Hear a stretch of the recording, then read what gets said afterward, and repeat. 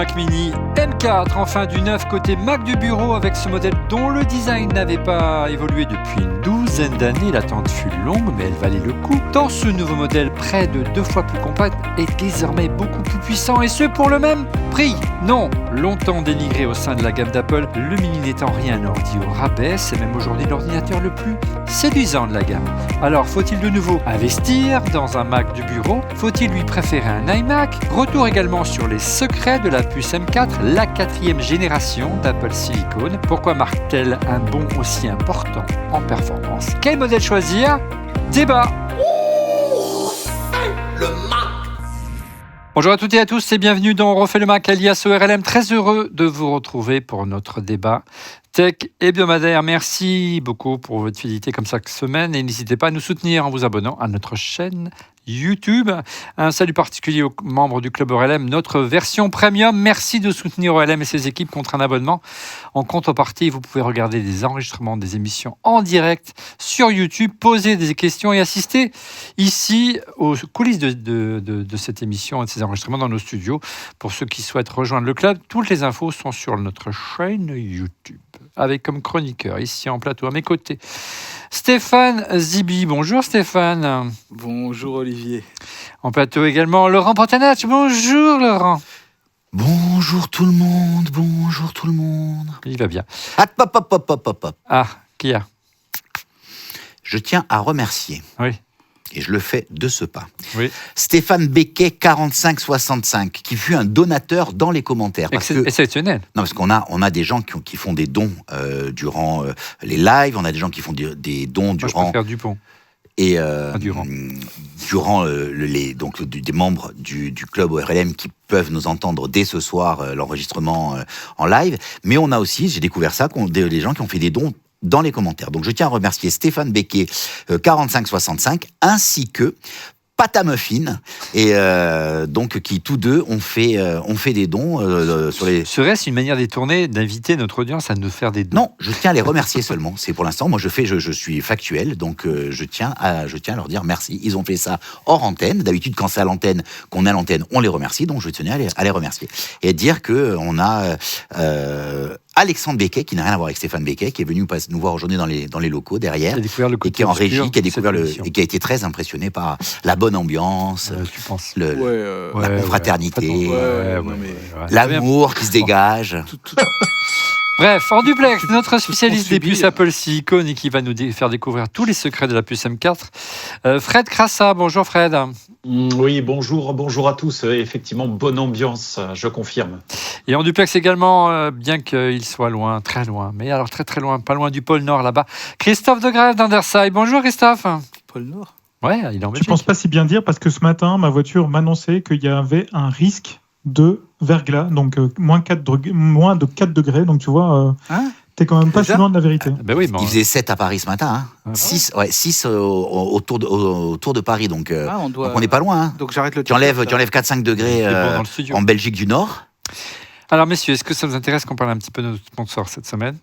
Donc, moi j'aime bien discuter avec Christophe Degrave. Oui, mais je préfère qu'on parle de sponsor. Parce que quand on est allé chez lui l'an dernier, il nous a gentiment accueillis chez lui à la maison et il faisait grassement froid. Un mot au sujet de notre sponsor. Donc, mais son accueil était chaleureux. Oui. Si comme moi, vous êtes présent sur le net depuis de nombreuses années et que vous en avez assez du spam et des démarchages en tout genre, appels sur vos portables et que vous souhaitez y mettre fin, j'ai la solution et ça s'appelle Incogni. Cette solution va vous rendre... Laurent, votre anonymat, ou presque, sur Internet, dont profitent les brokers de données pour échanger vos informations personnelles. Elles se chargent de passer en revue dans les principales bases de données mondiales vos infos pour les anonymiser. Tu as testé Ouais, donc je suis utilisateur et donc en fait, ils vont taper dans les 60 plus grosses bases de brokers pour leur demander de vous retirer. Et donc en fait, il y a une obligation légale d'accepter. Et donc tu suis. Donc là, moi, j'ai déjà économisé plus de 40 heures de mon temps. C'est ce que ça m'aurait pris si je devais aller le faire ça. Ou être dérangé. Alors, le faire pour faire la demande, mais alors je t'explique même pas, oui, déranger, ça vient s'ajouter au-dessus de ça. Alors, Donc, si vous voulez en savoir plus et vous voulez profiter de cette offre exceptionnelle, vous avez une remise de 60% dans notre partenaire Inconnu. Toutes les infos, c'est dans la description de la vidéo juste en dessous. Et normalement, c'est également punaisé sur les commentaires. Allez, on revient au thème de cette émission, à savoir le Mac Mini M4, la bonne surprise d'Apple de cette fin d'année. Le nouveau Mac Mini, c'est le sujet de notre sondage. Le nouveau Mac Mini M4 d'Apple vous redonne-t-il envie d'investir et d'utiliser à nouveau un ordinateur de bureau? Et vous êtes une large, mais très large majorité. 68,6% à répondre oui, contre 31,4% à répondre non. À l'image de J, alias Invest Krigraph. Ne me gâtez pas avec vos pseudos sur. Oui, après un MacBook Pro 15 sous Intel avec la Touch Bar, je suis de nouveau partant pour un ordi de bureau. Et bon sang que ce Mac tombe à pic et je trouve le prix presque bon marché pour les performances offertes. Bref, timing et budget parfait, il va faire du mal à la concurrence. Autre réaction de Laurence Toski, toujours sur X, pour une machine de bureau. La Mac Mini, on dit le Mac Mini, voyons, semble être une réussite, mais j'ai trop besoin de mobilité. Mon MacBook Pro M1 Pro est une bonne machine, mais avec un bel écran, un très bon clavier et un excellent système de pointage. Chez moi, je le connecte à un écran externe. Et enfin, dernière réaction d'officier ludique. Je n'ai jamais cessé d'utiliser des ordinateurs de bureau pour faire des choses sérieusement. J'ai besoin d'un grand écran. Est-ce que le Mac Mini vous a donné envie de repasser à l'ordinateur du bureau? Il faut juste trouver une solution, Christophe, peut-être, pour synchroniser toutes ces données. Mais avec iCloud Drive, c'est relativement simple aujourd'hui. Oui, effectivement, il existe plusieurs solutions disponibles sur le cloud qui permettent tout simplement de se synchroniser. Tu parles de iCloud Drive, mais il existe aussi, tu vois, les constructeurs de NAS, en fait, comme Synology, permettent également de pouvoir synchroniser tes données entre le NAS et puis différents Mac. Donc, vraiment, aucun souci de ce côté-là. On peut très bien avoir un ordinateur portable et puis avoir un ordinateur de bureau sans pour autant se prendre la tête pour récupérer ces données. Ouais.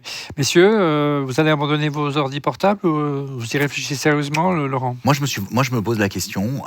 Alors, je sais plus qui avait dit un peu plus haut qu'il aimait bien le grand écran. Moi, j'ai deux très grands écrans. J'ai 2 écrans 5K à la maison. Tu peux en brancher 3. Je sais, mais mes 2 déjà, je suis bien là. Tu vois, en termes ouais, je suis bien, je suis refait.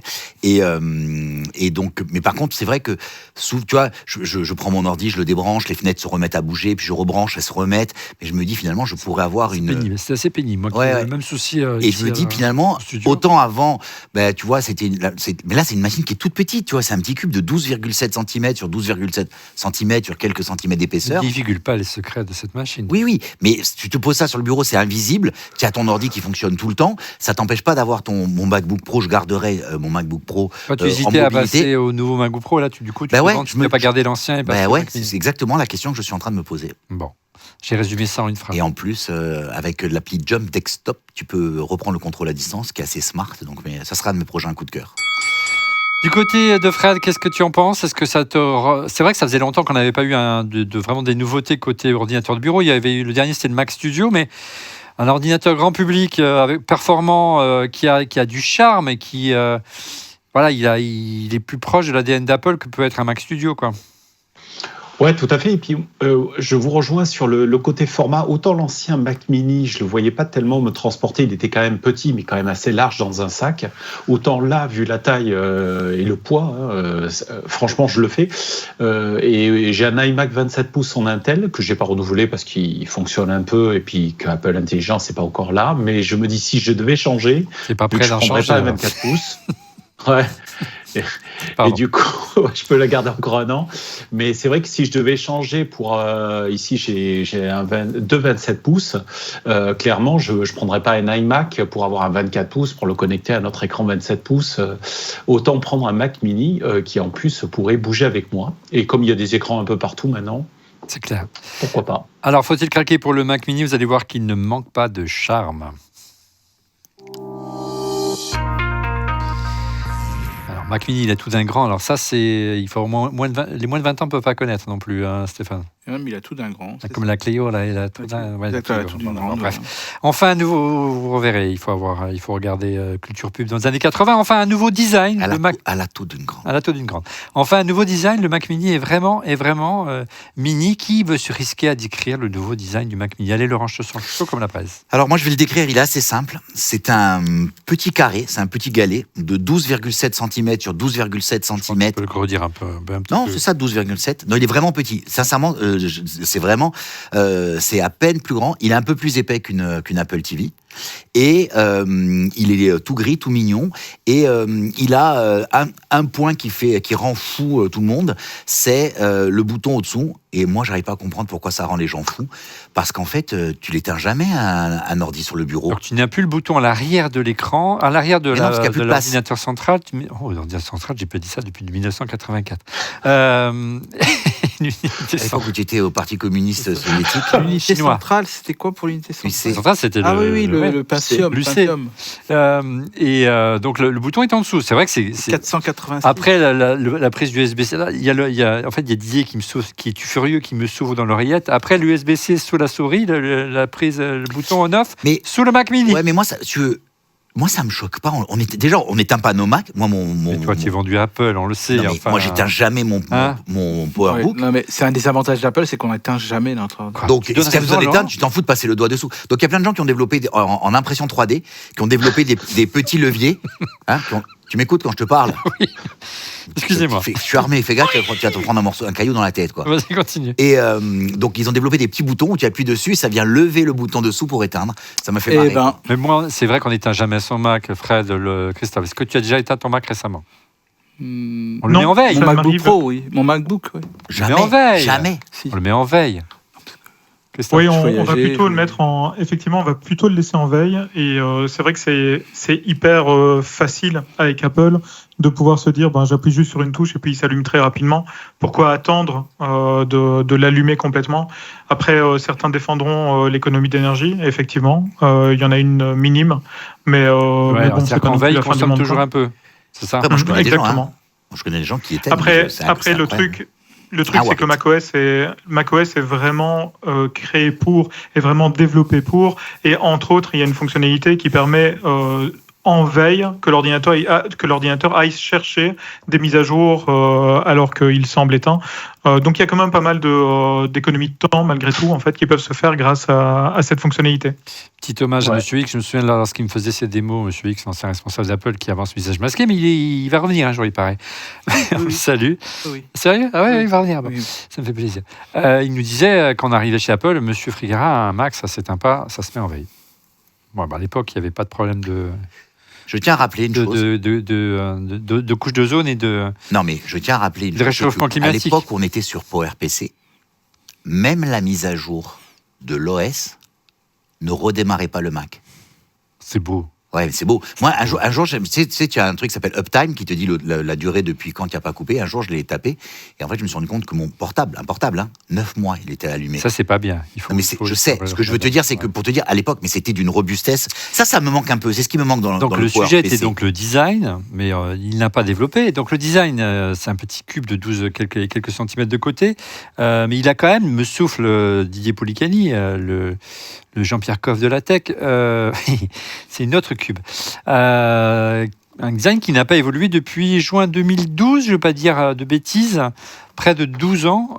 Comment on peut expliquer qu'Apple est autant tardé pour mettre à jour le Mac Mini, sachant que C'était ce pas leur- design de 2012, c'était juste le deuxième. Ouais. Mise à jour, il est arrivé en 2004 ou en 2005 de mémoire. Ouais, mais je pense pas que c'était dans leur priorité, mais Là, ils ont mis leur temps. ils ont mis leur 14 temps, ans. mais mais ce qui est plutôt une bonne chose, c'est qu'ils ont créé quand même 12 ans. l'ordinateur le plus petit quasiment du marché, et en plus à un prix qui est quand même très intéressant, avec une puissance, on en parlera, Dans un instant. voilà, qui est quand même là. Donc franchement, c'est une bonne surprise. C'était pas obligatoirement leur objectif, peut-être c'était plutôt de vendre des Mac, des iPhones et des iPads.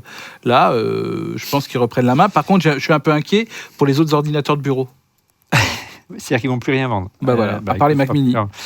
Christophe, comment on peut expliquer, tu te souviens qu'on avait reçu Bertrand Serlet, le papa de macOS 10, qui explique effectivement qu'Apple fonctionne un peu en mode commando et par moment, ils considèrent qu'ils ne peuvent rien apporter, ne pas mettre à jour de choses, ils préfèrent le laisser en l'état. Comment on peut expliquer comme ça que pendant 12 ans, il n'ait pas fait évoluer, sachant que c'est un produit qui est très apprécié, notamment des professionnels, comme tu l'es, pour le mode serveur. Donc, d'avoir un produit de plus en plus compact, il y avait un besoin qui s'est exprimé il y a des années déjà. Hein. Oui, effectivement, ce besoin de toujours miniaturiser. Maintenant, ce qui se passe, c'est que tu vois aussi, c'est que quand on miniaturise, forcément, on perd en efficacité de dissipation thermique. Et donc, c'est peut-être pas quelque chose en fait qu'Apple voulait tout de suite. Et puis je reprends toujours ce vieil exemple, ce vieux parallèle par rapport à Porsche, qui est que quand tu fais le design d'une voiture, ça peut être sur n'importe quel objet, tu vas le faire perdurer dans le temps parce que quelque part les propriétaires des premiers Mac Mini, tu vois, voyaient à peine de la différence en fait avec les Mac Mini. Par la suite, et malgré tout ça reste un achat, ça reste de l'argent, et t'as pas forcément envie d'être mis sur la touche, sur le banc de touche, parce que tu as acheté le Mac Mini 3 ans avant, quoi. Ouais, 12 ans c'est long quand même. Hein. Plus compact, Fred, on pouvait craindre, comme l'a annoncé la rumeur, qu'Apple limite la connectique pour pouvoir pour trouver de la place, hein. Et en fait il n'en est rien. Hein. Ouais, il n'en est rien. Et d'ailleurs, je pense qu'ils ont beaucoup appris du Mac Studio qui a évolué, hein, qui a eu des prises à l'avant, qui a eu un nouveau système de ventilation.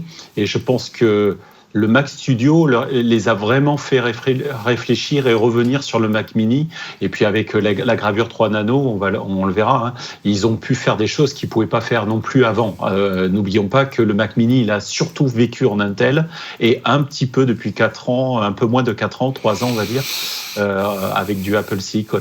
Donc on retrouve une prise HDMI, 3 ports Thunderbolt 4, sur l'arrière, 2 ports USB-C sur la face avant, et là on voit l'affiliation, tu as raison, avec le Mac Studio, et un jack en façade, et en arrière on a oublié l'Internet gigabit. Question de Chavenet sur X, l'option port 10 gigabit Ethernet pour la version M4 Pro, c'est mesquin, c'est vrai que c'est une option facturée une centaine d'euros. Bon, le 10 gigabit, oui, c'est vrai qu'ils auraient pu le généraliser. Pour revenir au design ultra compact, Apple vraiment présente ce produit comme une machine révolutionnaire. Christophe, mais on sait que chez Intel, ce concept existe depuis plus longtemps encore, qui propose des mini-PC depuis des décades. Ça s'appelle le NUC, c'est ça chez Intel ? C'est ça, le NUC. Et effectivement, c'est vraiment... Intel a été l'un des précurseurs à ce niveau de pouvoir... prendre quand même quelque chose qui avait une certaine puissance en termes d'électronique et le miniaturiser et en faire quelque chose qui ressemble quand même malgré tout à un Mac Mini. C'était un peu le NUC en règle générale. Bon, il y en a plusieurs modèles, mais c'est vrai que c'est plutôt entre le nouveau Mac Mini et l'ancien Mac Mini en termes de taille. Et puis n'oublions pas non plus, parce que je suis sûr et certain qu'on va nous le rappeler dans les commentaires si jamais on ne le dit pas, mais il y avait aussi il y a toujours le Raspberry Pi, qui est l'un des ordinateurs les plus petits au monde aujourd'hui, qui embarque pas autant de puissance évidemment qu'un Mac Mini G4, mais et qui est super économe également. Mais donc voilà, c'est pas le plus petit. Apple n'a pas inventé la roue, mais par contre, je trouve qu'effectivement, c'est miniaturisé avec beaucoup de puissance à l'intérieur. Comme je te le disais, Olivier, lors d'une précédente émission, j'ai vraiment envie de le comparer à une PlayStation 5, voir un petit peu comment il tient la route. Mais dès qu'on le reçoit, on fera quelques tests de jeux vidéo. Effectivement, le NUC est à Paris. Après, je me souviens, on était encore dans le studio à l'école 42, souviens-toi, Stéphane, et on le présentait en disant, mais quand est-ce qu'ils vont nous faire un Mac Mini de cette taille-là ? Et c'était il y a presque 10 ans. Donc ça paraît le bout du monde. Mais c'est vrai que le design, il est moins évolué. Hein. C'est un boîtier en plastique, il n'y a pas d'aluminium. Mais il y a quand même un point fort différenciant important, Stéphane, c'est que le Mac Mini, il intègre, contrairement au NUC, une alimentation électrique. Et là, ça change tout. Hein. Oui, c'est sûr. Oui. Et puis, comme dans les commentaires, j'ai un commentaire génial qui nous dit, oui, si on joue avec, ça va devenir un GameCube. Oui, comme nous a montré tout à l'heure, le GameCube que nous a montré tout à l'heure, l'ami Christophe, si tu veux nous le remontrer, qui est une machine mythique de Nintendo, mais qui n'a pas reçu un énorme succès, hein, Christophe. Ouais, c'était quand même un succès, mais effectivement moins que la console qui a été juste après, moins que la console qui a été... Non, il était quand même pas mal, en fait, ce GameCube. Mais surtout, il était très puissant pour l'époque, tu vois. C'est peut-être la dernière machine à avoir été aussi dans la course à la puissance pour Nintendo. C'était pas un PowerPC à l'intérieur, je me demande. Je pense que tu as raison, mais je ne suis plus sûr, donc je vais éviter de dire des bêtises. Fred, donc Apple a été contraint parce que mettre une puce M4, diviser par deux quasiment la taille du Mac Mini, a soigné particulièrement le refroidissement. Hein. Oui, le refroidissement, alors c'est un enjeu hyper important. On l'a vu avec le Mac Studio, ils avaient vachement insisté sur le refroidissement du Mac Studio, mais vous vous rappelez, ça pesait quand même un âne mort, hein, parce qu'il y a des gros radiateurs, notamment sur la version Ultra. M2 Ultra. Là, c'est assez innovant parce qu'il n'y a plus de grille effectivement de sortie d'air en externe, et puis il faut toujours des entrées. Tout se passe par-dessous. C'est Laurent qui en parlait la dernière fois. Ça aspire par-dessous, ça sort l'air chaud par-dessous, et en fait, c'est la partie avant qui va faire office d'entrée, et puis tout l'air chaud va sortir évidemment à l'arrière. Donc c'est assez fort. Après, il faudra voir ce que ça donne, mais je pense qu'il maîtrise bien l'écoulement thermique. Question pour Christophe de François SLN. Bonjour l'équipe, est-il envisageable de jouer sur un Mac mini, sachant que la dissipation de chaleur ne va pas être dingue, Christophe? Je pense une réponse.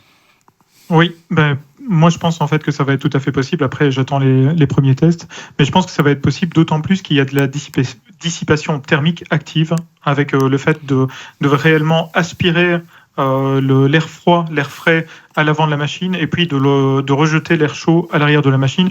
Donc je pense que quelque part, ça c'est l'une des forces, tu vois, de ce nouveau Mac Mini et de son nouveau design, c'est de pouvoir correctement refroidir les composants et sur une période de temps assez longue, ce qui permettrait pour moi de pouvoir jouer sur ce Mac Mini sans trop de soucis.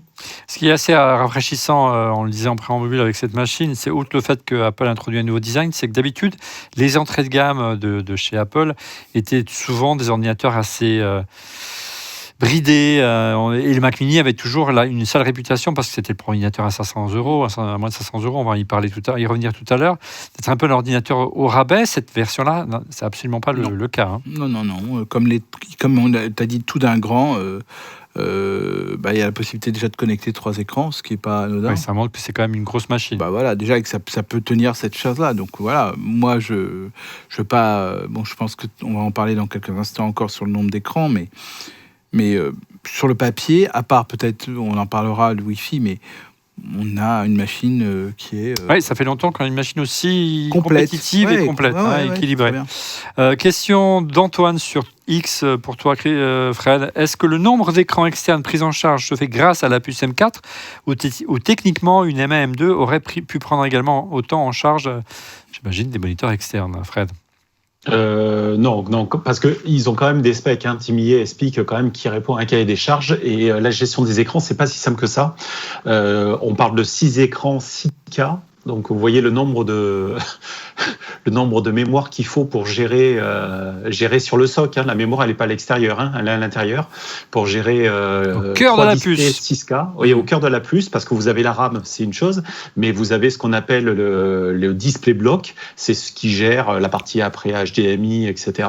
Donc on pouvait magouiller avec le protocole display port, je crois. Ouais. Mais non, c'est vraiment conçu pour gérer des écrans 6K, 3 écrans 6K, je crois, sur la version M4 Pro, 2 sur la version M4 tout court. Et puis, vous pouvez aussi gérer des écrans 8K aussi, en très, très haute résolution. Donc, non, je pense pas qu'on puisse... je pense que vraiment, il n'y a pas de bridage artificiel. Les ingénieurs ont vraiment réfléchi à ça et ont autorisé sur ce petit ordinateur à en faire une machine de studio pour du montage, de l'audio, etc. Ouais, et on a hâte de vraiment la tester sous toutes les coutures. Et Laurent, la philosophie de cette machine, c'est vraiment une machine vendue nue. Il n'y a rien à part l'alimentation électrique et l'unité... Non, même pas, le câble électrique et l'unité centrale. C'est ça. Mais qui était l'idée... rappelle-toi, la pub, c'était BY... KM, Bring Your Own Keyboard and Mouse. Donc c'était, tu achètes un carré. Et l'idée, c'était de dire, tu as déjà un PC, donc ton PC, il a un clavier, une souris, un écran. Enlève ton boîtier pourri, quand le Mac Mini est sorti, tu branches. C'était pour faire switcher les gens. Donc c'était une machine à 500 €, $500, pour pousser les gens à découvrir combien le Mac était meilleur. Et ils ont gardé le concept initial de cette approche en disant, bon, la machine, c'est juste le boîtier. Elle est vendue, d'ailleurs, elle doit être vendue dans une boîte toute petite, puisque on l'attend là, donc pour voir finalement, c'est comme tu disais, 12,7 sur 12,7, et le câble qui doit être un peu enroulé. Donc ouais, non, ça va être marrant. On a droit quand même à quelques petites évolutions au niveau du clavier et de la souris. Oui, donc le clavier et la souris, progressivement, ils font leur mue. Les produits. Ils leur temps là aussi. Oui, ils prennent leur temps, mais ils font leur mue. Et dans la mue, ça y est, les produits progressivement. Donc les AirPods Pro étaient passés les boîtiers. Le seul changement, c'était le passage à USB-C. Et donc là, ils ont passé la Magic Mouse et tous que ce soit le clavier ou le trackpad en USB-C. Il y a Didier qui hurle dans l'oreillette. Oui, tu l'entends hurler, ouais, avec le truc au-dessous. Mais je suis allé sur un forum. Le port demeure sous la souris, me dit-il. Il est obligé de retourner pour l'accéder. Oui, on se calme, Didier. Oui, mais je suis allé sur un forum et les gens les gens disent, parce qu'ils m'ont pas dit à moi, j'ai lu ça et j'ai trouvé ça assez intéressant, disent que finalement, quand tu prends ta souris, que tu la retournes, que tu la branches, et que tu vas te prendre un café et que tu reviens, elle est déjà chargée. Laurent, ça c'est sur des forums où tu peux pas aller, en fait. Tu peux pas le dire, tu vois. Tu prends ta souris, tu la retournes et tu la prends. Faut vraiment arrêter. Non, mais accessoirement... Non, mais attendez, c'est bien n'importe quoi. Je l'avais pas vu venir, ça là. Non, c'est clair. Mais en tout cas, on ne peut pas charger la souris et l'utiliser en même temps, on est bien d'accord. On est bien d'accord. Hein ? Mais en même temps, tu la branches 5 minutes et tu as déjà quasiment une journée de travail, quoi. Une réflexion, mon cher Stéphane. Non, je vous laisse le dérouler se faire. Tu veux pas rajouter une petite pierre à façon... Non, mais... T'indigner, par exemple, de l'augmentation des prix, par exemple. Il a augmenté... Parce que l'USB-C, coûte beaucoup plus cher que le Lightning, c'est bien connu. Voilà, donc ils ont gonflé tous les tarifs donc de 4 à 14 €. Entre les souris et les claviers, ouais. La version blanche est nettement moins chère que la version parce que le noir, forcément, ça demande plus de travail également. Oui, voilà, non, mais voilà, c'est exactement. Et la version noire qui coûtera, elle, 30 € de plus. Donc, si vous voulez compter... pour acheter un clavier, c'est 119 € sans Touch ID et 169 € avec Touch ID. À ce sujet, Christophe a fait des photos. Christophe fait des posts LinkedIn pour Underside, et non pas Underside, mais c'est un autre sujet. Et pour Underside, il fait des posts sublimes. Il en a fait la semaine dernière sur, je sais plus parce qu'il en fait 1 à 2 par jour. Et il y avait une photo, mais qui était une merveille, avec un jeu de couleurs. D'ailleurs, il y a plein de commentaires de gens qui disent que c'est beau. Il va que l'art envoie la photo, mon cher Christophe. Non, mais ce qui est intéressant, c'est que j'ai noté que ton clavier n'était pas un clavier Touch ID. Et franchement, moi, je suis passé du non-Touch ID au Touch ID et ça a changé ma vie. Ça vaut vraiment l'investissement. Donc continue les belles photos, mais passe au Touch ID. Alors, oui, juste pour rebondir sur ce que vous êtes en train de dire par rapport au clavier et à la souris. Globalement, on parlait justement des entreprises. De plus en plus, en fait, on a cette demande des entreprises de trouver des alternatives au clavier de Apple et à la souris de Apple et au trackpad parce que ça coûte pour les entreprises trop cher. Ouais. Ça coûte presque la moitié de l'ordi, quoi, si tu regardes bien. C'est vrai que quand tu as 80-90 claviers à acheter, tu multiplies par les prix que tu viens de dénoncer et ça fait une sacrée facture. Alors, tu sais qui c'est qui a petite devinette, tu sais qui c'est qui pense comme toi, mon cher Christophe? C'est Tim Cook. Quelle est la souris de Tim Cook? Tu vois, tu sais, parce que je te l'ai dit. Ah, moi, je sais. Toi, je te l'ai dit. Allez, Christophe, à ton avis. Pas celle de Apple, visiblement. Non. Christophe, Fred, quelle est la souris de Tim Cook? D'après vous. C'est une Logitech, bien sûr. Voilà, c'est pas du tout une Magic Mouse. Et c'était apparu dans une des photos testant le nouvel ordi en plus. Je sais plus si dans le Wall Street Journal. Ouais, c'était un truc de dingue. En tout cas, c'est plutôt un beau tableau, ce Mac Mini. Ça fait longtemps qu'Apple nous a proposé une machine aussi abouti, surtout pour une première génération en M4, mais il manque quand même quelque chose qui nous gêne un petit peu. Mais bien sûr, c'est du côté des réseaux sans fil. On pensait qu'avec l'arrivée du Wi-Fi 7 dans l'iPhone, il se généraliserait au Mac. Et c'est le grand absent de ces nouvelles générations de Mac, aussi bien le Mac Mini, l'iMac qui a été présenté, et les MacBook Pro qui a été présenté la semaine dernière. Comment on peut expliquer cette absence, Fred? Est-ce que tu as quelques infos? Est-ce que c'est dû à l'architecture? Mais on posera la question à Laurent, apparemment il sait. Non, déjà, c'est pas dans la puce. La partie Wi-Fi, je pense qu'ils ont suffisamment d'entrées-sorties sur les puces pour gérer du Wi-Fi 7. Franchement, je me l'explique pas tellement, hormis le fait que c'est des choses qui arrivent chez Apple et c'est aussi, notamment pour le valider correctement. Et notamment parce que le Wi-Fi 7 a été ratifié cet été quand même. Il a été ratifié, je crois, en juillet ou août. Ouais, mais il est arrivé dans l'iPhone, pourquoi pas dans le Mac? Ben, je sais pas, justement. C'est pas forcément les mêmes antennes, etc. Mais ça fait partie des trucs un peu bizarres qui arrivent chez Apple. Mais voilà, mais il y a rien de technique. Quel est ton sentiment à ce sujet? Mon sentiment, il est dans la prochaine partie. Dans le busomètre, donc je le garde. Je voudrais juste ajouter quelque chose. On a un commentaire très marrant. On a on a des sous aussi. Alors exactement. Donc on a notre bienfaiteur hebdomadaire, alias Rev Fox, qui a sa nom de code, mais qui dit excellent. Il a adoré la blague de Christophe sur la souris. On a Axel Folly qui a dit l'a pas diffusé.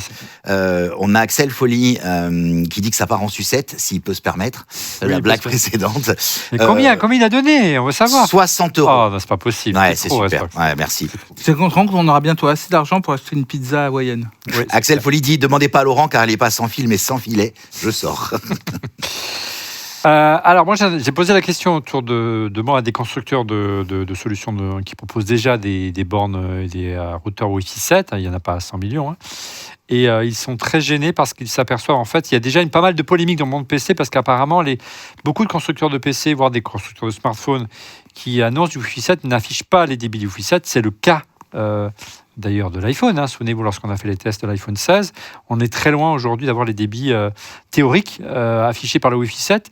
Et pour beaucoup, ça vient d'une mauvaise implémentation et que outre la nécessité de faire une optimisation logicielle qui serait nécessaire dans iOS pour l'iPhone et demain pour macOS, il y aurait du Wi-Fi 7 qui serait dans des PC aujourd'hui, mais qui ne serait pas vraiment du Wi-Fi 7, une simple évolution du 6E et qui n'apporterait pas de gain de puissance. Donc plutôt qu'éviter une polémique, je pense qu'Apple a préféré, selon ses constructeurs, Apple aurait préféré passer son tour.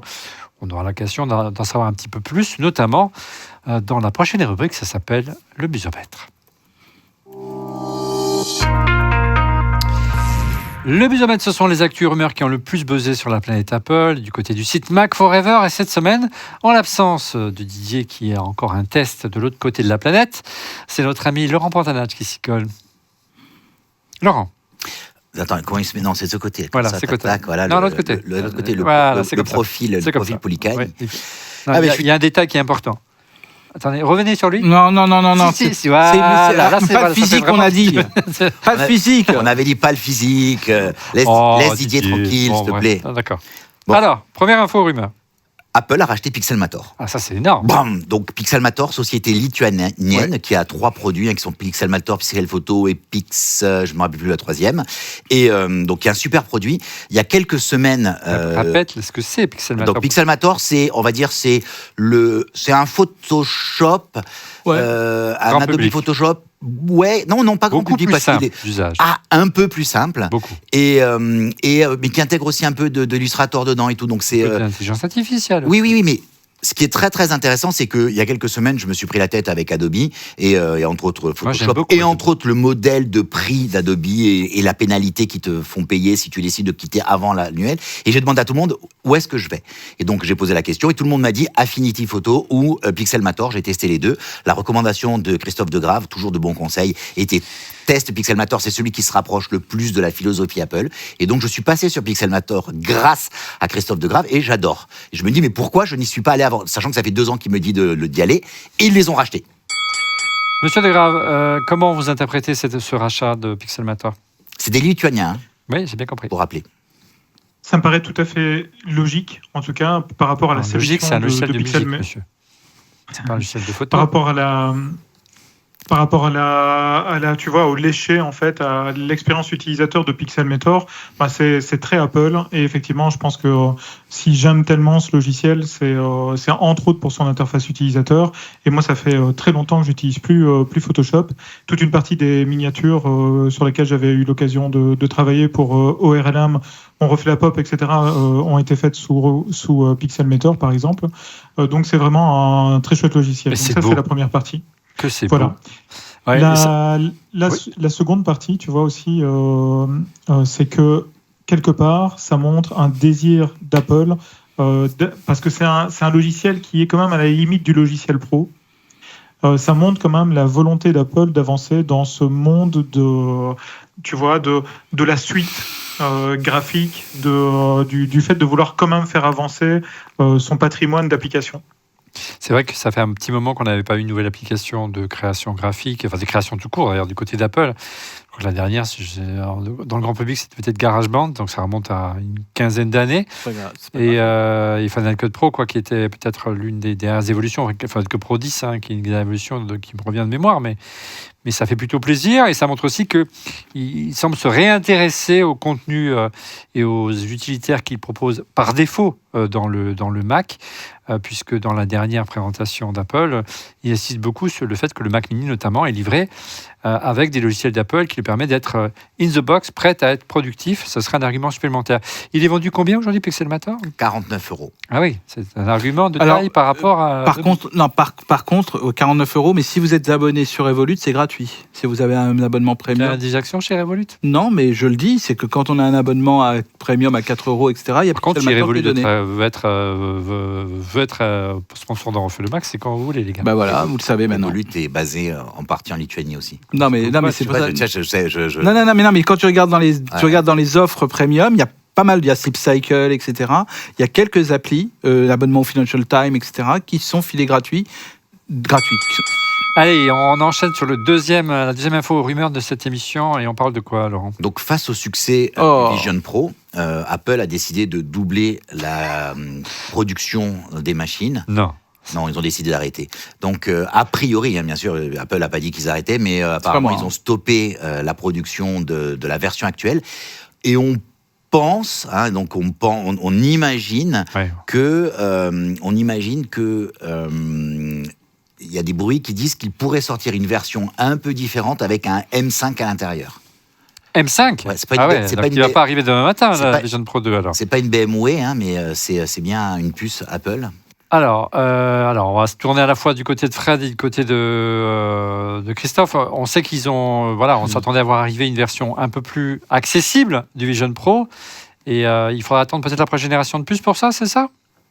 Ben oui, parce qu'il ne faut pas oublier, Olivier, que c'est une M2 de mémoire qui est à l'intérieur. Ouais. À l'époque, ils avaient sorti ça en M2 alors que la M3 venait d'arriver. Mais tu sais, ils ont quand même vachement travaillé sur une puce existante. Donc le M2 n'intègre pas de mémoire le ray tracing et un certain nombre d'effets hardware au niveau des GPU. Donc c'est une vieille puce. En fait, ils ont sorti ça avec une vieille puce et elle était gravée en 5 nano N5P, je crois. Donc, on a eu le 4 nano qui est passé par là, on a eu le 3 nano première génération qui est passé par là, et maintenant, on a du 3 nano version 2 qui est super efficace. Donc, ils peuvent nous faire franchement une puce en 3 nano actuelle, avec le 3 nano, ce qu'on appelle le N3E, ils peuvent nous faire vraiment une puce beaucoup plus puissante, beaucoup plus économe en énergie, mais surtout en chaleur, ce qui peut changer quand même radicalement le design même du casque, qu'on lui reproche un petit peu d'être quand même trop lourd et puis un peu trop épais.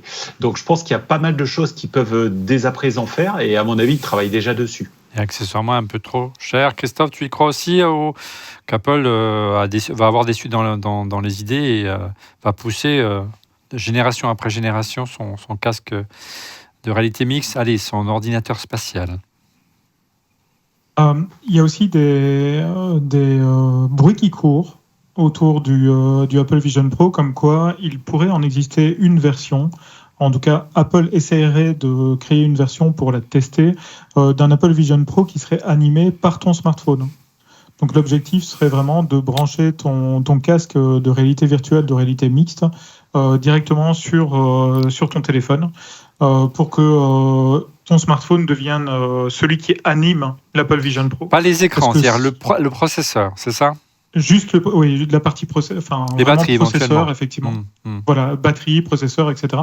Donc, je pense que c'est un test. Je me vois moi, mal en fait me je balader. miserais avec mon smartphone pas plus, cher, hein, pas très élevé sur cette rumeur-là, mon cher. Mais bon, Non. pourquoi pas, hein, mais Non. en tout cas, moi, je pense Ouais. qu'ils vont J'ai pas. rien dit. Hein. Ouais, je sais. En tout cas, pendant ce temps-là, vous avez vu que nos amis de chez Meta ont sorti le Quest 3S, qui facturait moins de 300 €. Donc, en tout cas, ils peuvent dire merci à Apple. Hein, ça donnait envie de populariser. Ça a quand même pas mal popularisé les casques de réalité virtuelle et de réalité mixte. En tout cas, il y a un marché. On enchaîne avec les MacBook Pro, je crois, Laurent, Oui. qui Donc, viennent d'arriver. Les MacBook. Donc, alors, la nouvelle version du MacBook Pro avec le M4 dedans vient d'arriver et beaucoup de gens disent mais c'est marrant, la forme du Mac n'a pas du tout changé, du MacBook. 3 ans, ça ouais, va. ça commence à dater, Alors, moi, je l'adore, je l'aime beaucoup. C'est un des formats l'un de mes formats préférés.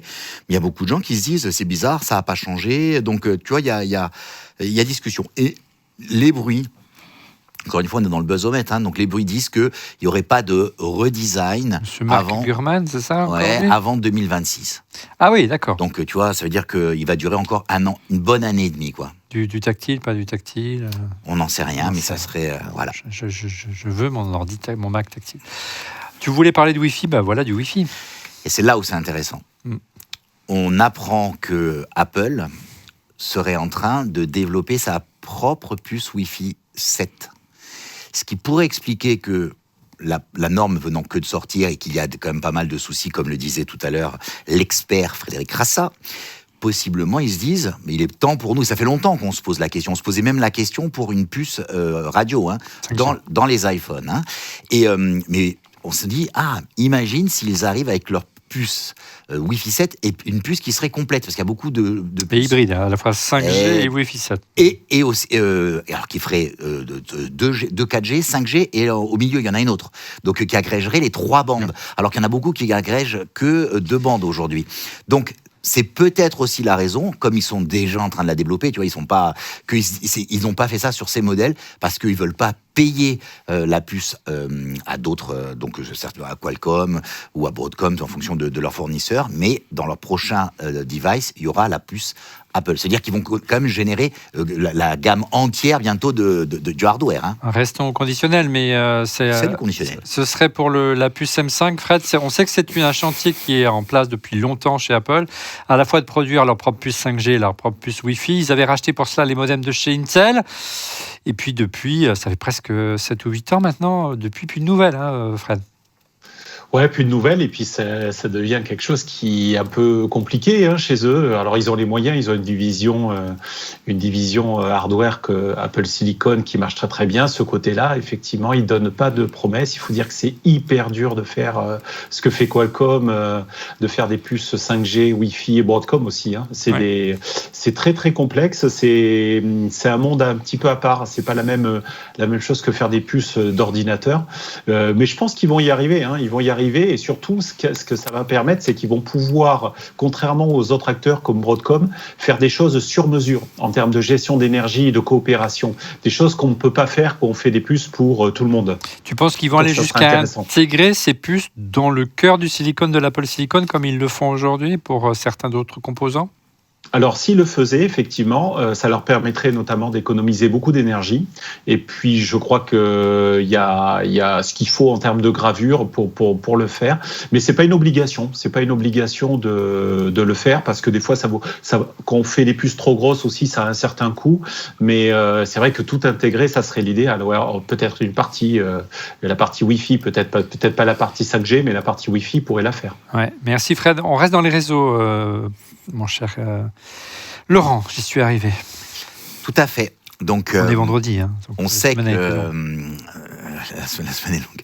On sait que Apple utilise aujourd'hui Global Star, tu sais, pour les appels, enfin les messages et aussi les appels d'urgence quand le réseau ne passe pas. Donc Globalstar, c'est le réseau satellitaire qui concurrent de Starlink, on peut dire ça. Voilà, c'est une solution de communication. C'est moins compact, Starlink, mais moins puissant. Mais l'idée, c'était de permettre des appels, surtout ces fameux SMS d'urgence, ou compris en cas d'urgence. Donc il n'y a pas de réseau, tu es dans la. Maintenant, des SMS tout court. Des SMS tout court maintenant. Et donc en fait, Globalstar est une société un peu endettée. Okay. Et Apple fait un investissement de quelques milliards dans la boîte, dont 350 millions qui vont servir juste à désendetter Globalstar. Ils ont investi 1,5 milliard là récemment. C'est ça. Et donc en fait, ça rendrait ce partenariat hyper intéressant, parce que j'imagine que la contrepartie, c'est certainement une sorte d'exclusivité. Donc ça mettrait Apple dans une posture, tu vois, un peu de presque unique sur ce domaine, avec une couverture quasiment mondiale, pour pouvoir offrir sur ses téléphones de la connexion un peu partout. On n'est pas encore dans ça va pas aussi loin que Elon Musk avec Starlink. Oui, mais tu peux pas faire encore avec un téléphone. Je sais pas, Starlink permet vraiment de surfer partout. C'est loin de le cas à des vitesses très, très impressionnantes comparé à Globalstar. Mais on sent que Apple se prépare, parce que s'il laisse faire Elon Musk, et je pense qu'il va aller jusqu'au bout et proposer un device qui va être ultra compact. Et ça pourrait faire beaucoup de mal, non seulement aux constructeurs de téléphones, Stéphane, mais aussi beaucoup d'opérateurs téléphoniques. Ah, ça c'est sûr. Ça c'est sûr que les opérateurs devront revoir un peu leur offre, peut-être l'étendre.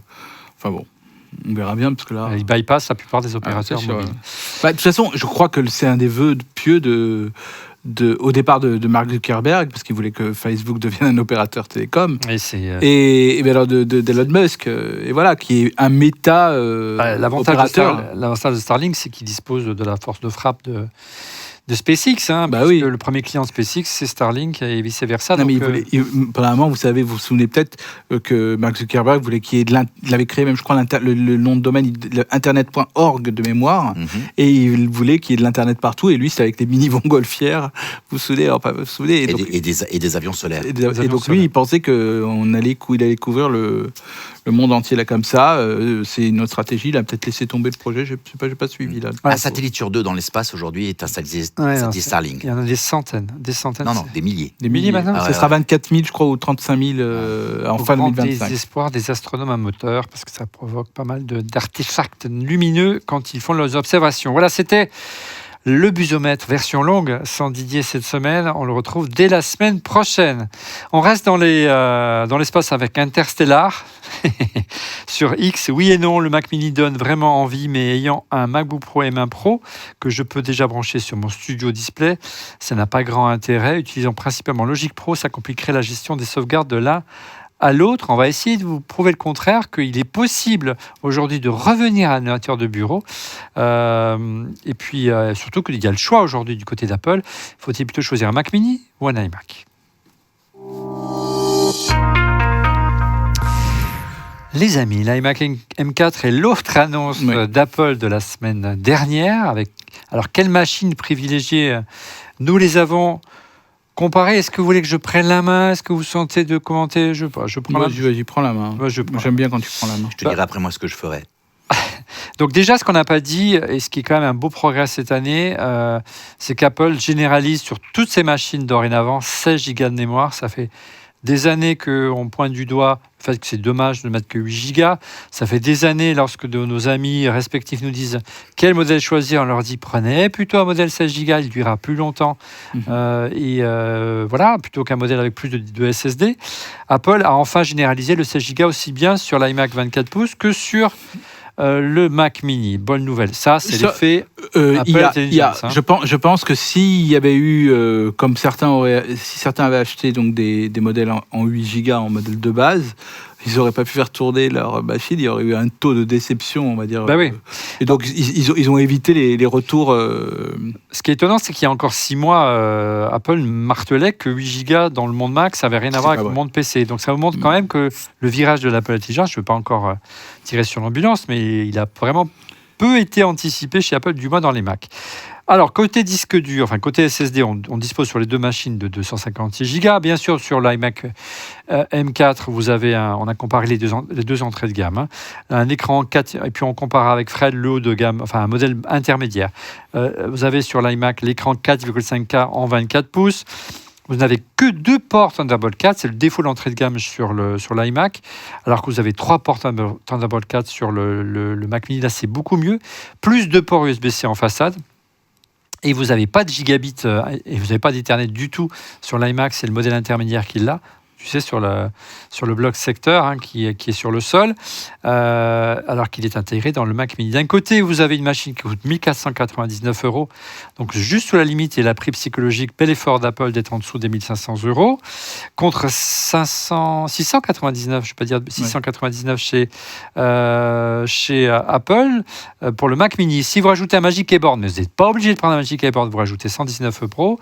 Si vous rajoutez la souris, vous êtes 85 € de plus.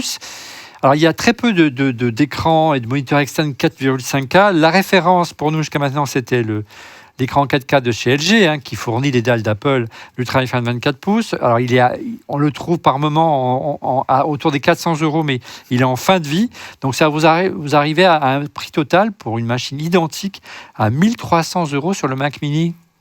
Donc, ça veut dire que même si vous l'achetez les produits séparément, l'iMac est plus cher et moins bien équipé. On voit bien que t'as pas le look, t'as pas le design. On n'a pas le design, mais quand même le look, il est là avec le Mac mini. On l'avait pas avant, là. C'était plutôt une boîte à pizza aplatie. Là, c'est définitivement plus chouchou d'Apple, l'iMac, Christophe. Je pense que tout simplement au niveau de la différence de prix, comme le disait Stéphane, tu as la différence de look et puis c'est le jeu du tout intégré, tu vois. Plus c'est intégré, plus c'est difficile thermiquement, plus blablabla. Et donc effectivement, tu payes toujours plus cher un ordinateur intégré.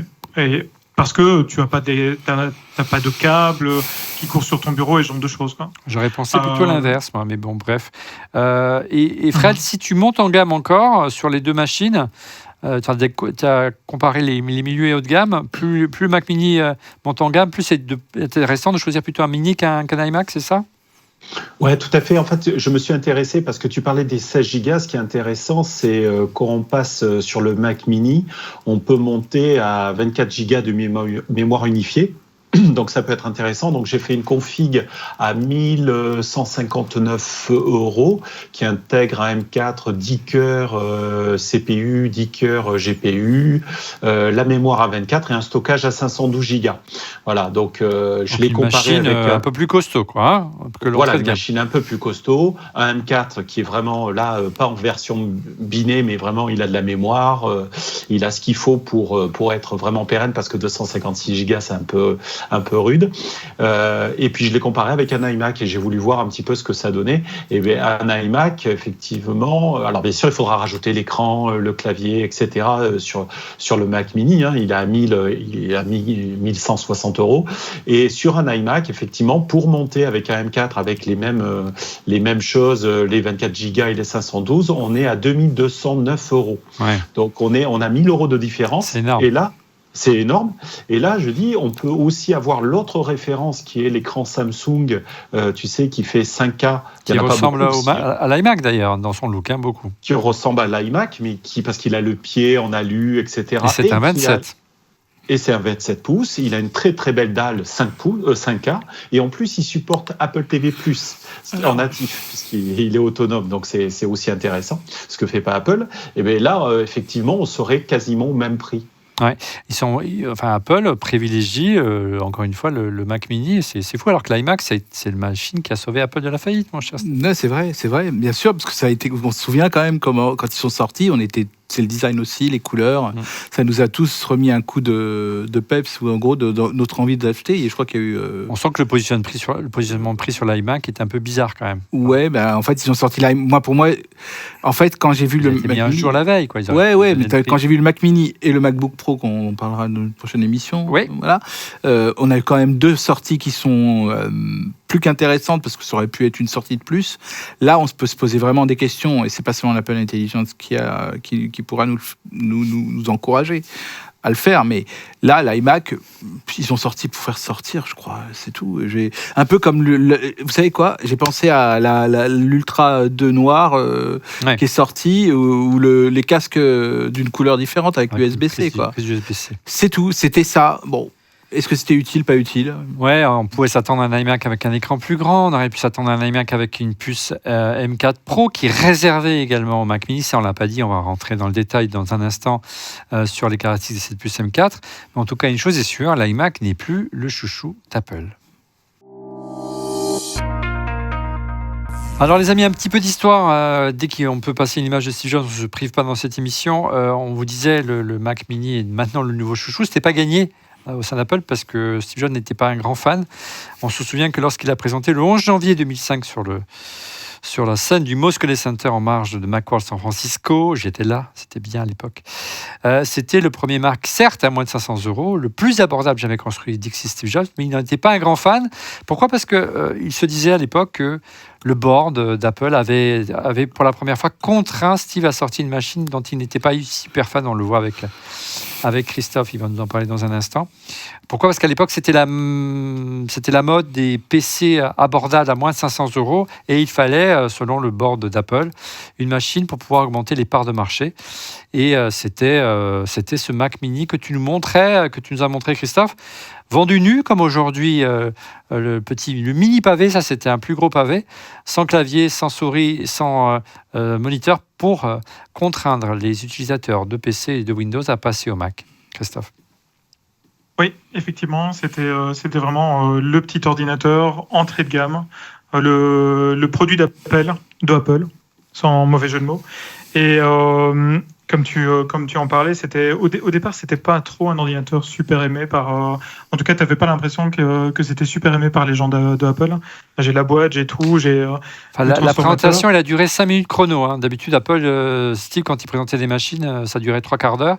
5 minutes, c'est que vraiment, il n'était pas fan. C'était vraiment une mission auquel il avait répondu. Ils s'en débarrassés. Pour s'en débarrasser, on lui a fait une clé de bras pour sortir ce produit. Hein. Ce qui est très marrant, tu vois, Olivier, c'est que les développeurs chez Apple développaient sur ce Mac Mini-ci.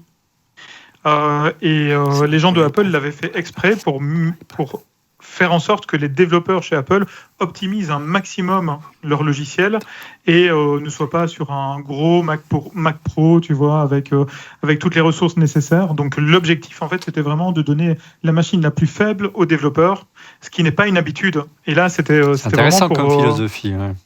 Ouais, c'est assez marrant, effectivement.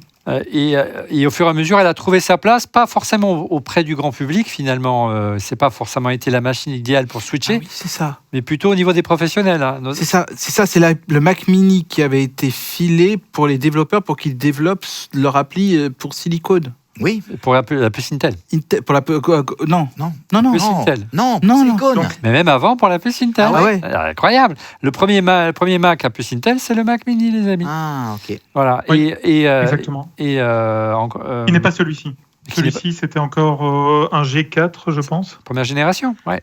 C'était pas un foudre de de guerre. Première génération. Et j'en ai un là à côté avec la puce Intel aussi. Donc on a deviné le graveur ou le lecteur de DVD sur la face avant. L'alimentation externe, vous voyez, les progrès qui ont été faits quand même depuis presque 20 ans. Super Drive. Ouais. Et effectivement, Bertrand Serlet, le papa de macOS, nous racontait dans cette émission au mois de juin dernier que lorsqu'ils ont fait la migration et qu'ils ont annoncé la migration entre la puce PowerPC en 2005, je ne veux pas dire de bêtises, ou en 2005, la migration de la puce PowerPC à la puce Intel, dans le plus grand secret, Apple a assemblé des Mac Mini à puce Intel qui étaient donc le kit de développement pour les développeurs, et c'était des machines faites à la main, ces Mac Mini-là, à Cupertino ou aux alentours, et c'est absolument pas un produit qui a été industrialisé pour que le secret ne transpire pas et qu'Apple puisse faire son effet de surprise et annoncer qu'Apple a adopté la puce Intel. Voilà, donc il y a une historique, mais bizarrement, cette machine, donc à l'image de ce kit de développement, de cette machine de développement de la puce Intel, eh bien, c'est pas imposé dans le grand public, mais plutôt chez les professionnels. C'est devenu vraiment le serveur d'Apple, finalement, parce qu'il n'y en avait plus de serveur d'Apple. Et elle a des avantages, cette machine, comme serveur. Oui, exactement. Donc, pendant tout un temps, Apple a fait les Xserve, qui étaient vraiment les serveurs de Apple que tu pouvais venir mettre dans une armoire à serveur, donc un rack 19 pouces, comme le disait Lénaïque dans le chat il y a quelques secondes. Et par la suite, tout simplement, Apple a alors qu'ils avaient déjà le Mac Mini, en fait, parce qu'on utilisait des Mac Mini et des Mac Pro comme serveur également, Apple a laissé tomber les Xserve, et puis il nous est resté les Mac Pro et les Mac Mini. Et puis au niveau du logiciel aussi, ils ont diminué, tu vois, leur course effrénée à ajouter toujours plus de fonctionnalités dans la partie serveur de macOS pour qu'à un moment donné, ça disparaisse. Donc aujourd'hui, on n'a plus que macOS, on n'a plus macOS serveur. Il en reste toujours une trace dans la partie partage, dans les réglages du système. D'ailleurs, vous avez toujours tout un tas de services que vous pouvez activer pour le partage réseau et ce genre de choses. Ça vient de la partie serveur de chez Apple. Alors, je viens de réaliser une chose en t'écoutant, mais alors c'est vraiment... On se disait la semaine dernière, lorsqu'on faisait l'émission sur Apple et Apple Intelligence, que Apple avait beaucoup d'ambition, et notamment de développer sa propre infrastructure avec des serveurs Apple digne de ce nom, mais que ces serveurs, on n'en avait pas vu la gueule. Et peut-être que... Pourquoi Apple, soudain, est tout excité de sortir une machine ultra compacte et qui est très faible en consommation électrique? Est-ce que ce ne serait pas ça, ces machines qu'Apple peut déployer très rapidement pour faire une infrastructure l'intelligence artificielle, les amis? C'est possible? C'est assez puissant si tu en fais vraiment un vrai réseau de serveurs? C'est tout à fait suffisamment puissant. En plus de ça, comme je t'en parlais dans une précédente émission, tu peux en faire un cluster d'ordinateurs. Donc c'est vraiment tout un tas d'ordinateurs qui, à eux seuls, ne sont pas suffisants pour porter la charge, mais qui par contre, en famille de serveurs, fonctionnent parfaitement. D'autant plus qu'on avait vu avec Fred, je pense, qu'avec les puces M4... je pense que c'était les Max. Tu avais du Thunderbolt 5 qui est arrivé, même les pros, dans mes souvenirs. Voilà. Et le Thunderbolt 5 peut porter du TCP/IP. Donc, le fait de pouvoir faire passer du réseau sur ces câbles-là extrêmement rapides pourrait tout à fait expliquer le fait que tu pourrais, entre autres, utiliser cela pour te créer une ferme de serveurs qui puisse supporter Apple Intelligence. Est-ce que tu vois, Fred, un indice dans ce nouveau Mac Mini qui est transformé, la volonté d'Apple de déployer rapidement une infrastructure, ou c'est une simple coïncidence? Alors, je pense pas que ça soit une coïncidence parce que Apple utilise ça quand même en interne. C'est Stéphane qui a dit quelque chose qui était très juste. Quand ils ont fait Apple Silicon, rappelez-vous, ils ont sorti un Apple Mini DTK qui avait, alors c'est le seul d'ailleurs qui avait une puce d'iPhone puisque c'était, ou d'iPad A12Z. Vous vous rappelez, pas encore le M1. Il fallait acheter le kit et après on devait le renvoyer au bout d'un an, un truc comme ça. Donc Apple développe sur ça et je pense qu'ils peuvent le faire. Alors ils peuvent pas tout faire, Apple Intelligence, ils peuvent pas tout faire sur ça parce que quand on fait vraiment tourner les gros modèles, il vous faut beaucoup de GPU et surtout beaucoup de mémoire RAM. Vous savez, c'est ce qui se passe chez Nvidia. Il vous faut énormément de RAM et là, avec un M4 Pro, on est à 64, ça serait un peu... Mais par contre, pour des modèles intermédiaires, il pourrait très bien avoir une partie des modèles, notamment la traduction, des choses relativement... avec des modèles plus courts, et il pourrait très bien faire ça, ouais. Même si tu le mets en cluster, comme le décrivait Christophe. Ouais, le problème du cluster, après, c'est qu'il y a pas mal de latence. Alors, l'intelligence artificielle, on veut quand même des réponses super rapides. D'accord. Donc, mais par contre, il y a quand même il y a la partie calcul, mais quand on fait un cloud, il y a la partie service, il y a du front, il y a du traitement de la répartition de charges, il y a tout un tas de choses qui sont faites en réseau. Et ça, par contre, il n'y a pas besoin d'avoir énormément de GPU. Il faut la partie réseau. Et ça, par contre, si vous faites de la partie réseau avec autant de débit, moi, je vois bien une configuration comme ça. Ouais. Stéphane, pour conclure, Apple a fait et en niveau infrastructure, au niveau des puces, c'est incontournable et je pense que c'est les plus puissantes. Je pense qu'Intel a perdu la bataille et le sait très bien.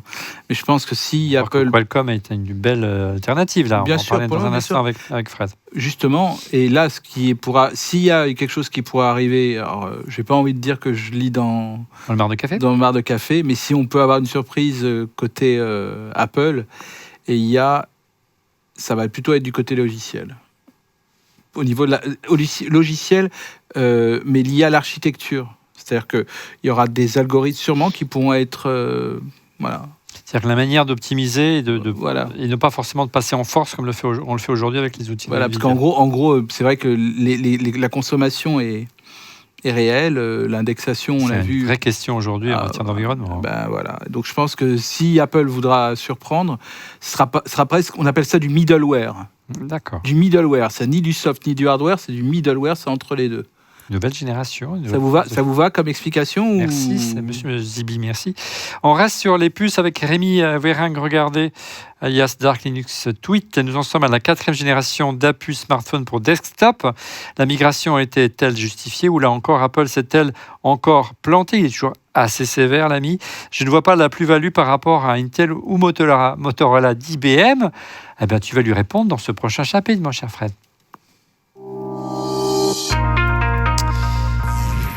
Alors Fred, est-ce que tu peux nous dévoiler les secrets, non pas de la puce M4, mais des puces M4, parce qu'elles sont nombreuses. Déjà, ce qu'on sait par rapport à ce que Apple nous a annoncé, on a hâte de faire des tests avec Didier, c'est que cette puce M4 de base, qui équipe le MacBook Pro, le MacBook Pro, mais surtout le Mac Mini de base, est 3 fois plus rapide qu'un Mac Mini M1, ce qui est déjà beaucoup, et 13 fois plus rapide qu'un Mac Mini Intel, le plus rapide de la gamme. Comment tu peux expliquer ce gain de performance? On avait vu qu'Apple avait, avec le M2, on n'avait pas été super emballé. Le M3, c'était mieux, mais là ils ont vraiment cassé le plafond de verre. Alors ouais, ils ont cassé le plafond de verre. Alors sur la partie GPU, ça n'a pas trop bougé. Autant le M3 avait bougé au niveau, vous vous rappelez, GPU, parce qu'on en parlait avec Christophe, il y avait du ray tracing en hardware, du mesh shading en hardware, tout un tas de trucs, upscaling en hardware.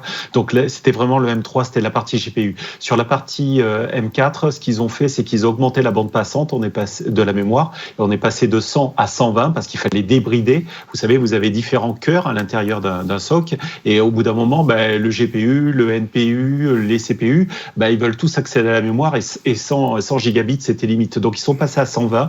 Déjà, ça fait de l'espace, donc ça c'est sympa. Le M4 Pro, c'est pareil, ils ont pris l'espace et puis ils ont travaillé beaucoup le CPU.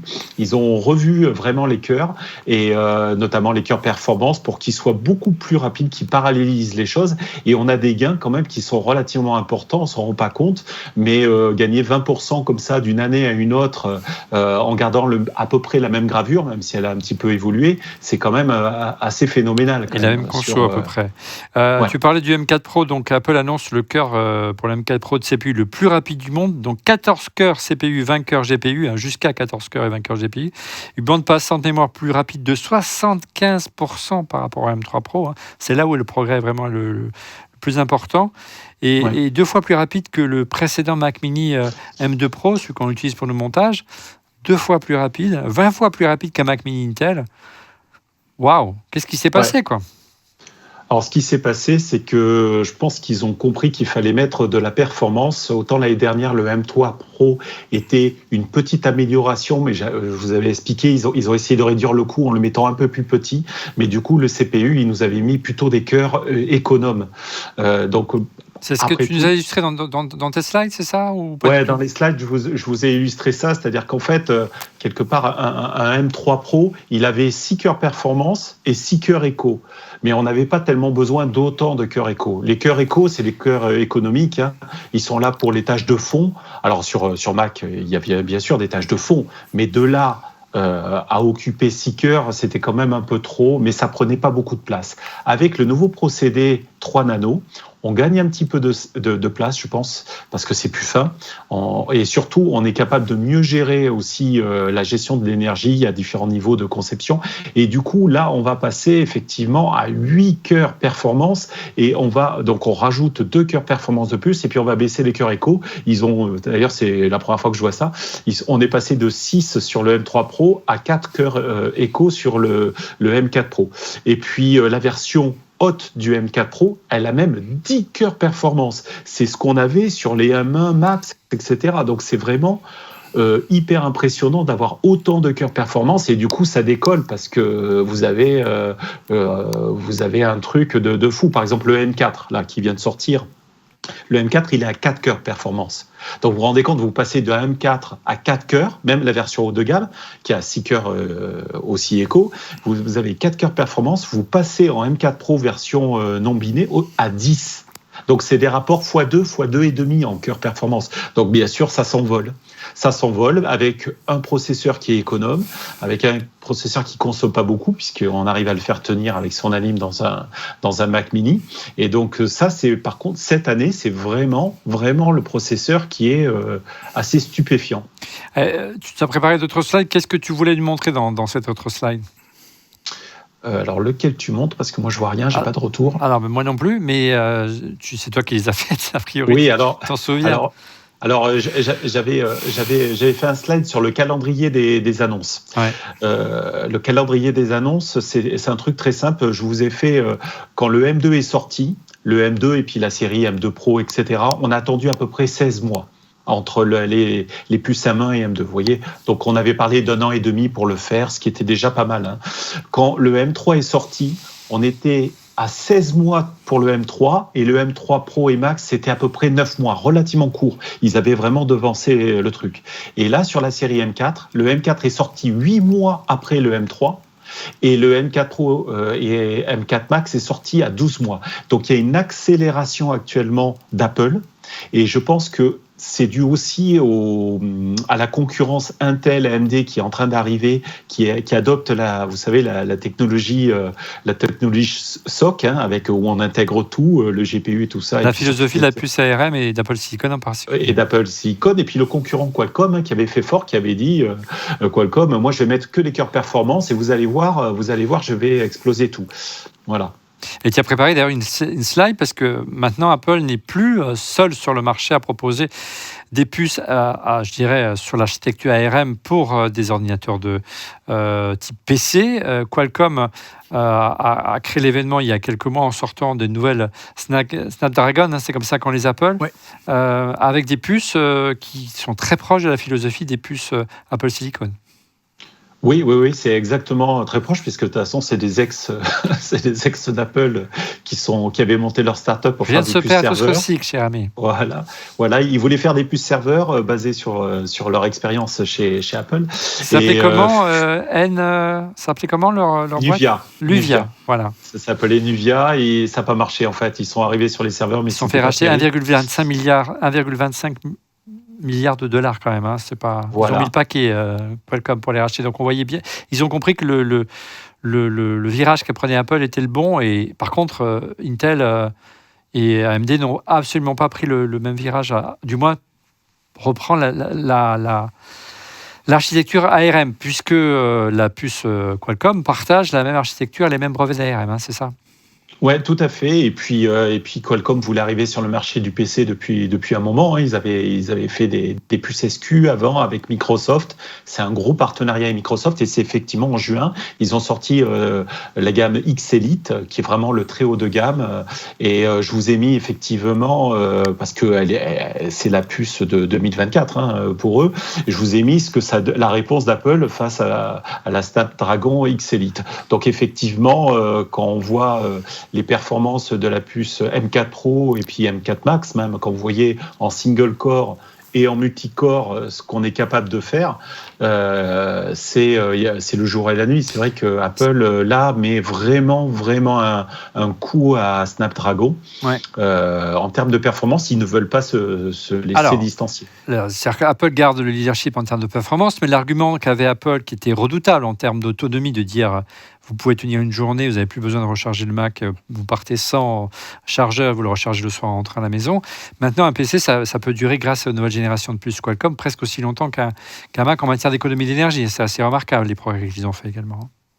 Ouais, il y a quand même de très belles choses sur le dégagement. Même si elles sont ventilées, elles consomment quand même beaucoup moins d'énergie que les puces Intel. Hein.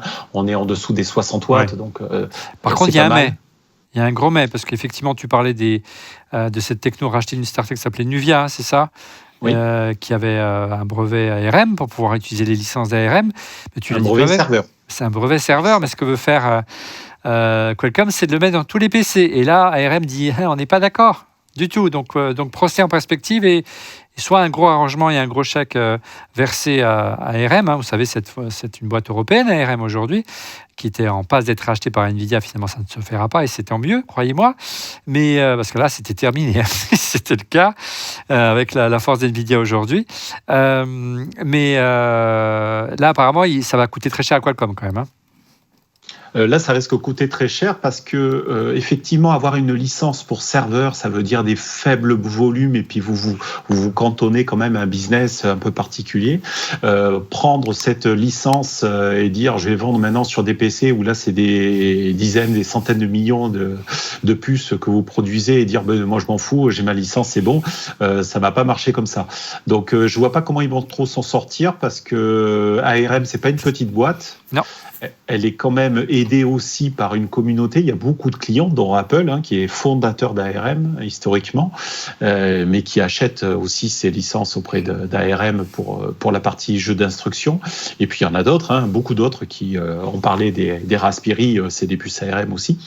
Donc ça va être compliqué là. Il y a une configuration un peu compliquée pour eux. Donc ça va être un joli feuilleton à suivre, cette course à la fois entre Apple et Qualcomm et cette course entre ARM et Qualcomm pour gagner de l'argent. Petite devinette du jour.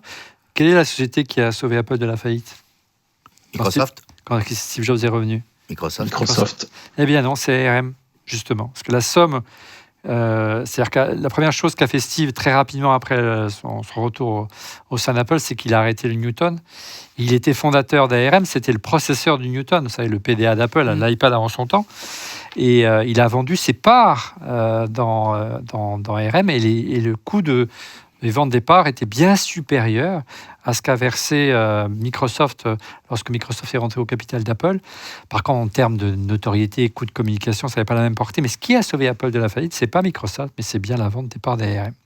Dernier élément pour rester sur l'Apple Silicon, c'est la surprise concernant la puce M4. C'est l'arrivée d'un Thunderbolt 5 que personne n'avait vu venir. Mon cher, qui veut en parler de l'Apple Thunderbolt 5 des débits à n'en plus finir. Non, vas-y. Non, je trouve ça hyper. C'est un peu une surprise. Ouais. Tu vois, c'est un peu une surprise. Surtout qu'ils avaient un peu tardé au début, tu vois. Ouais, il s'était rien passé. Thunderbolt 4, c'était le même et on pouvait pas. Voilà. C'est ça. La puissance électrique augmentait. Le truc, c'est qu'il n'y a pas tellement de produits Thunderbolt 4 qui sont sortis. Finalement, il n'y en a pas tant que ça. Non, c'est juste la puissance électrique qui a changé. Je te dis juste qu'on était donc, du coup, beaucoup de choses étaient restées au 3. C'est peut-être, du coup, l'avènement du 5. Mais quand on voit le prix. 120 120 gigaoctets par seconde. Non, pas octets. Je ne vais pas faire la même que la tienne, s'il te plaît. Gigabits par seconde. Ça t'a surpris ? C'était dans les tuyaux. Ça, encore une fois, le fait d'être son propre fondeur, ça aide beaucoup. Enfin, de designer sa propre puce, Fred, ça aide énormément. Ouais, ça aide énormément, mais moi ça m'a surpris parce que je m'y attendais pas du tout. J'avais vu en analysant la puce, d'ailleurs vous avez vu qu'on n'a pas vu les photos des puces. Apple n'a pas diffusé l'architecture interne des puces. Ça viendra, j'espère, je suis un peu sur ma faim. Mais on avait vu qu'ils avaient augmenté le nombre de blocs Thunderbolt, ce qui nous permet d'avoir un peu plus de ports, où tout le monde en profite. Mais par contre, j'avais pas vu le 5. C'est assez étonnant parce que quelque part, personne ne souhaitait avoir ça directement. Mais je pense que quand même, pour des professionnels de la vidéo, pour avoir de la 8K au-delà de 60 Hz, etc., c'était obligatoire. Giga. Enfin, c'est pas obligatoire, mais ça va fluidifier le flux, c'est clair. Christophe, une petite réaction à l'arrivée d'abord cette guéguerre entre fondeurs, et puis l'arrivée du Thunderbolt 5 peut-être, Christophe ? Oui, par rapport à l'arrivée du Thunderbolt 5, je pense que c'est toujours une bonne nouvelle à accueillir les bras ouverts, d'avoir, tu vois, plus de bandes passantes sur les différents bus, et en particulier celui-là, qui nous permet une connexion vers l'extérieur pour le Mac. Donc c'est pas plus mal. Donc comme on le disait, effectivement, Thunderbolt 4, 40 gigabits par seconde, Thunderbolt 5, un flux de 80 gigabits par seconde qui peut être boosté jusqu'à 120 gigabits par seconde. Donc x2 voire x3. Ouais, wow. C'est vraiment très sympa en fait. C'était il n'y a pas très longtemps des débits internes, ces débits-là. Il faut se souvenir qu'il y a encore peu d'années, c'était des débits d'un SSD, entre la mémoire et la SSD en interne. Donc on arrive quand même à avoir des choses en externe assez remarquables. C'est ça. Et c'est entre autres pour ça, tu vois, Fred, on parlait du mode de cluster. que je crois que potentiellement Apple pourrait faire tourner une partie des modèles, parce que les modèles d'intelligence artificielle, tu le sais, entre autres le LLM, tu peux le contextualiser et séparer les modèles en fait et en faire plus petits et puis distribuer sur le cluster. Et donc entre autres, le Thunderbolt pourrait permettre ce genre de choses, donc pourquoi pas en fait. Je vous propose qu'à l'image d'un Mark Gurman, modestement, on refait le Mac lance une rumeur. L'arme secrète d'Apple Intelligence, ce serait le Mac Mini M4. On aura la réponse dans les mois et les semaines qui viennent. Allez, on va répondre à la dernière question de cette émission. Elle est toute simple. Quel modèle choisir ? Alors d'abord, une question Twitter de Lucky Duke. Si je comprends bien, le benchmark M4 Pro égale M2 Ultra, alors qu'un Mac Mini optionné en M4 Pro 1 Tera 64 Go en 256 fait aussi bien qu'un Mac Studio à 4 799 €. Pardon, un 1 Tera 64 Go à 2 569 € fait aussi bien qu'un Mac Studio à 4 799 et Mac Pro à 8 299. Gamme incompréhensible. On refait le Mac, le RAN. Moi, j'ai répondu. Non, parce que tout le monde n'a pas vu ta réponse, donc tu vas la donner maintenant. Non, mais ma réponse, et on en a échangé, on a eu la discussion ce week-end avec Fred, et en fait, on se disait, il y a quand même un vrai problème de choix. C'est-à-dire qu'aujourd'hui, la machine suivante, elle est tellement puissante par rapport à la précédente que soit tu es dans une approche entreprise, la discussion qu'on avait avec Stéphane tout à l'heure, c'est-à-dire, tu es dans une approche entreprise, tu changes temporellement, tu dis on doit changer tant de machines à telle date, on les change, et tu te poses pas la question de ce qui est disponible. Tu vois, c'est une approche pro. Mais si tu es quelqu'un qui veut maximiser ce que tu veux faire, tu as tout intérêt à prendre une entrée de gamme, voire un milieu de gamme chaque année, et à le revendre, parce que finalement tu perds pas tu perds un peu moins de valeur, et à surfer, parce que tu as trop d'écart entre deux générations. Entre deux générations, c'est monstrueux. Tu as une machine. Donc si tu achètes une machine très chère, très grosse, très puissante, en te disant je vais la garder quelques années, 2 années après elle est balayée. Donc c'est pas ça qu'il faut faire. En tout cas, il faut pas acheter un Mac Studio aujourd'hui, c'est clair. Surtout avec la puce M2, à part si on veut vraiment des quantités de mémoire phénoménales. Justement, quel modèle choisir ? Déjà, on va peut-être rappeler les configs et les prix. Laurent, si tu veux les résumer brièvement. Le Mini, le M4, pardon, de base, il est à 699 €. Donc là, c'est 16 Go, 256 Go. C'est ça. Le M4 Pro, il est 1 000 € plus cher, 1 649 €. 950. Donc Okay. c'est quand même un gros écart, mine de rien. C'est un gros écart. Et la full spec, c'est-à-dire tu prends 14 cœurs CPU, 20 cœurs GPU, 60 Go de RAM, 8 Tera de SSD, le port 10 gigabits. 10 gigabits, tu es à 5444. Alors, en termes de positionnement, je ne sais pas, Christophe, Fred, est-ce que vous trouvez ça cohérent ? D'abord, passer du 1 000 € de différence entre le Pro et le je vais y arriver, et le Normal. M4 tout court. On n'a pas forcément la même quantité de disques, je crois bien qu'on a la même quantité de disques, je ne vais pas dire de bêtises. La RAM change. La RAM change. La RAM change. On passe à 24 Go, c'est ça ? Oui, obligatoirement. ouais. Voilà. Est-ce que vous trouvez que, justement, ça vous semble assez cohérent, cette offre du côté du M4 Pro ? En tout cas, aujourd'hui, s'il y avait un modèle à choisir, c'est plutôt pas l'entrée de gamme, mais le modèle intermédiaire avec 512 Go de SSD, c'est ça, plutôt ? Si vous aviez un choix à faire ? Ou plus de Moi, si j'avais un choix à faire, je pense que j'irais vers le modèle Pro, avec effectivement la mémoire proposée, et tout simplement en fait parce que ça va être une machine qui va quand même être conservée sur le plus long terme, et puis parce que les modèles Pro, mon MacBook Pro, c'est un M1 Pro, tu vois, il fonctionne encore très bien, il m'aide à faire du montage et plein de choses, donc je pense que c'est vraiment des machines qui sont pérennes, qui vont permettre de durer sur le long terme. Et puis après, tu as les gains dont on a parlé, en fait, de Thunderbolt, de mémoire, de plein de choses, tu vois. Donc plutôt aller vers ces machines-là. Et puis j'ai hâte aussi de tester les performances de la surface de stockage du M4 entrée de gamme.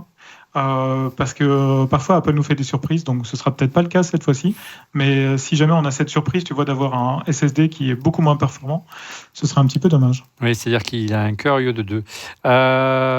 Tu confirmes, Fred, quel modèle toi, tu privilégierais pour un Mac Mini M4 pour l'usage professionnel et pour la famille, dirons-nous ? Ouais, pour la famille, le M4, il est quand même très bien. Et c'est quand même une sacrée bombe. Quelle version ? Bien sûr. Avec je veux dire un Mac Mini en M4, quand on veut faire des choses relativement classiques, déjà qu'avec le M1 on arrive à travailler, avec un M4 vous avez quand même confort. Mais pour un usage, pour des gens qui, nous on est entre passionnés et on aime bien la puissance et puis on n'aime pas attendre, je trouve que passer en M4 Pro, non seulement vous passez de 4 cœur performance à 8, vous doublez à minima, vous pouvez passer à 10, mais en plus vous avez plus de RAM, avec Apple Intelligence quand même, ça va quand même bouffer de la RAM, vous avez que 24 Go en plus, vous avez de la bande passante qui passe de 120 Go, vous avez à 275, donc ça veut dire que quand vous allez activer les GPU, le Neural Engine, tout ça, ça va être vraiment très très fluide, et puis comme disait Christophe, il y a le Thunderbolt, il y a quand même du confort, moi je trouve que c'est hyper intéressant de faire ça, parce que ça fait une machine quand même avec des prix raisonnables. On est en dessous de 2000 € sur un truc qui est tout petit, très mobile. Moi, je dis chapeau, ça n'existe pas. Il y a personne qui fait, Apple le dit, mais franchement, il y a personne qui fait une machine comme un Mac Mini aussi transportable, légère, avec une telle puissance. Donc, moi personnellement, je serais plutôt sur le M4 Pro. Bien. Donc, ce sera le mot de la fin. On passe à vos coups de cœur. Des coups de cœur, on enchaîne avec toi, Fred. Alors, j'avais commandé l'Apple Watch série 10 au départ. Le truc, c'est qu'il me rajoutait 1 mois et demi dans la vue quand je l'ai commandé à la Fnac pour le récupérer. J'ai mis un peu de temps pour avoir les retours et donc j'ai pas commandé de suite. Et finalement, vu qu'elle n'arrivait pas, je me suis voilà, hop, ici, pardon, tu as craqué. Rabattu sur l'Ultra 2 en black, et j'avoue que j'ai bien fait, parce que je fais de la natation et je me suis rendu compte que le bouton action est quand même super pratique, parce que quand on fait la natation, il détecte l'eau et l'écran devient inactif, donc c'est bien pour faire les pauses, reprendre, etc.